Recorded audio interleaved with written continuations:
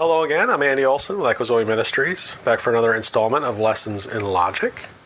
And for this installment, I'm going to talk about it's kind of a quirky fallacy.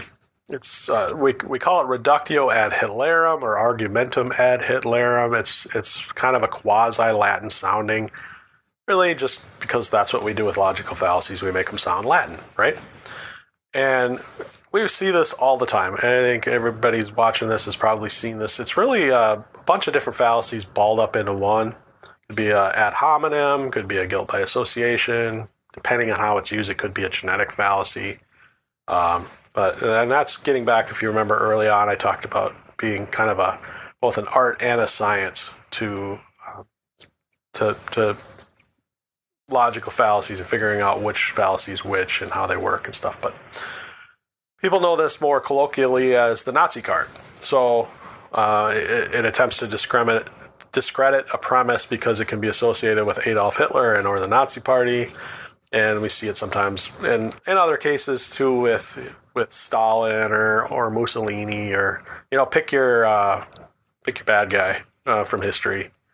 And this one generally comes up. Hitler's kind of the favorite, but we see it a lot. So an example of why this would be fallacious: Hitler was known to love animals and had several dogs. And so to suggest that owning dogs makes one a Nazi would be to commit the argumentum ad Hitlerum fallacy or reductio ad Hitlerum fallacy.